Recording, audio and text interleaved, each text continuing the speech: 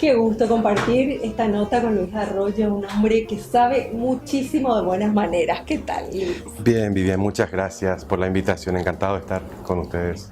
Pensé en esta charla contigo porque son días de tanto ajetreo, nos Ujú. acercamos al fin de año con tantos eventos sociales y uno se plantea de vuelta siempre ese temor a equivocarse o qué tanto sabemos o no de buenas maneras Ujú. y las falencias que se presentan en ese sentido, ¿no? De Sí. no poder movernos cómodamente por no saber. Ujú.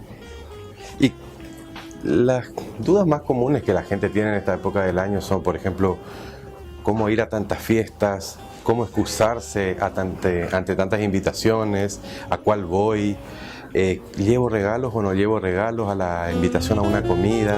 Eso no se hace. Si yo estoy invitado a una comida, tengo que ir a comer y a beber simplemente, pero no llegar con vinos en la mano, con nada. Hay que enviar un ramo de flores para la señora de la casa si se quiere, o llevar un vino en el peor de los casos, pero enviarlo antes o después, ¿no? A no llegar. No llegar con paquetes en la casa de una persona que me invitó a una cena relativamente formal. La familia es otra cosa. Si el fin de semana una familia o la familia me invitó a comer, yo puedo hacerlo, yo puedo llevar, pero no puedo ir a la casa de mi jefe a una cena de fin de año con algo en la mano. Tengo que enviarlo antes, ¿no? Respetar la tenida, eso es todo un tema muy confuso en el Paraguay. Es decir, si hay una invitación a un asado de fin de año entre los compañeros de la oficina, por ejemplo, siempre va a haber una cierta etiqueta. No puedo ir como a mí me plazca, no puedo ir con bermudas, con remera, porque no corresponde, ¿no? Entonces tengo que llamar a la dueña de casa o al jefe y preguntarle cuál es el ambiente que va a reinar. Entonces me dice, no, mira, quiero que estén cómodos, va a ser una cena de confraternidad por el fin de año. Entonces ir con ropa holgada, ropa cómoda y no beber de más. Ay, esa es la parte que cuesta. Esa es la parte que cuesta, porque ese es uno de los motivos para salir de la lista de invitados. Ser muy chismoso, beber de más y ser extremadamente pesimista. Claro, eso Entonces tengo que arruina una saber, eso velada, arruina ¿no? una Sí. velada y nunca más termino yo en la lista de invitados, ¿verdad? Esta es una época bastante complicada en ese tipo de cosas. Bueno, y ya estando en la mesa, Luis, Ujú. ¿cuáles son los errores más comunes? Bien, eh, comenzar a comer antes que lo hagan los anfitriones. Ese es un error común. Es decir, hay panecillos, hay cosas para untar o comer o entremeses. Y yo veo que la señora de la casa sigue dando vueltas hasta que ya no se sienta o el señor no se sientan a comer. Yo no puedo empezar a hacerlo, salvo que Ni ellos me siquiera digan, los panecillos. no, salvo que ellos me digan, por favor, sírvanse, enseguida viene el plato de fondo o algo así. Estoy autorizado a hacerlo. Pero en una cena un poco más formal, si el dueño de la casa o la señora de la casa no se sientan a comer, no puedo empezar a comer. No puedo acomodar los cubiertos de la mesa de la señora porque están mal acomodados o porque invirtió el orden de las copas del vino blanco con el tinto o lo que sea. Yo lo tengo que dejar así, porque es como ir a la casa ajena y decirle que no sabe poner la mesa. Evidenciar justamente una debilidad. Totalmente. Yo soy un invitado educado, o no tenemos que hacer eso y ponernos en el papel del otro, en los zapatos del otro, ¿no? ¿Cómo me sentiría yo si me sucediera eso a mí? No preguntar qué se va a servir, por ejemplo. Salvo que yo sea alérgico, manifiesto o tenga un impedimento religioso o cultural o de salud, no puedo preguntar. Si usted me invita a una cena a su casa, yo no puedo preguntar qué se va a comer si yo no tengo ningún impedimento. Pero si yo sí soy celíaco, vegano, una opción que eso no es una enfermedad, tengo que hacérselo saber a la dueña de casa para que tome las precauciones en el menú y en lo que se va a beber. No pregunto quiénes más van a ir, porque es muy común que me invite a alguien por teléfono y dice, ¿quiénes van a ir? Ah, no, entonces si va al matrimonio tal o cual, yo no voy. Eso queda muy mal, pero está bien visto y la anfitriona se lo va a agradecer, no estropear la velada si yo tengo una enemistad o un problema manifiesto con tal o cual persona y ella me lo hace saber a la lista de invitados. Entonces yo me excuso amablemente y digo, mire, en otra ocasión que no esté el matrimonio fulano de tal, yo asisto con mucho gusto, pero no me gustaría estropear eso. Entonces es preferible ser honestamente sincero que ir y ser un invitado de piedra. Claro, y pasar mal. Y pasar mal Hacemos que todo el mundo ante, pase. ante el desconocimiento de la propia anfitriona, porque no sabe el problema, pero se va a dar cuenta que hay un ambiente tenso.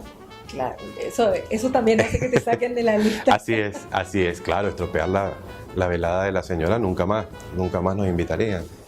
Luis, son tiempos en que, volvemos a lo del principio, vivimos muy acelerados, estamos muy sumergidos en redes sociales, menos contacto con la gente, más Sí. contacto con nuestros dispositivos y parecen las buenas maneras olvidadas.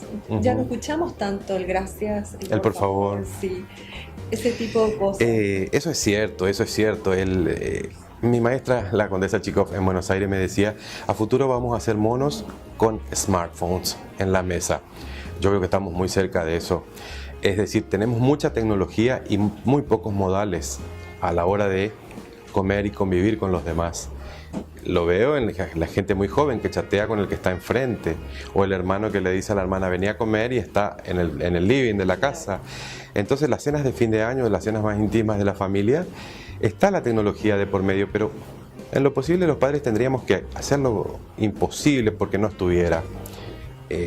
No tener el teléfono celular en una cena, salvo que sea corporativa. Claro. En un almuerzo de negocios yo puedo tener el celular a la vista y advertir al invitante, estoy esperando una llamada muy importante, tendré que contestar. Pero ese es un ambiente de negocios, pero no un ambiente íntimo donde tengo que ir a compartir buenos momentos.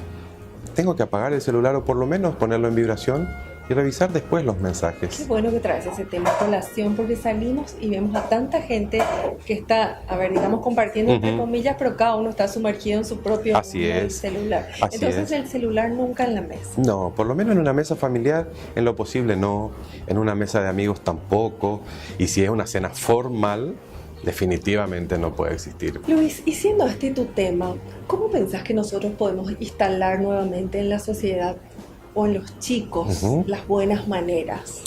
Bueno, yo creo que Me imagino que es algo a lo que le das vueltas continuamente, sí, ¿no? es como, en este momento es honestamente como el huevo o la gallina, ¿verdad? ¿Dónde volvemos a empezar? Sí. Es decir, los adultos somos los responsables de la educación de los niños, ¿sí? Es decir, aquellos que tienen hijos pequeños todavía no pierdan las esperanzas y tómense en serio su trabajo. Es decir, yo no puedo quejarme de lo que no he dado y no puedo esperar lo que no he enseñado.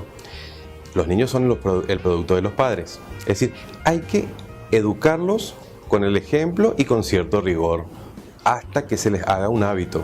El rigor no implica castigo, el rigor es la repetición constante de un hábito hasta que se haga tal. ¿Sí?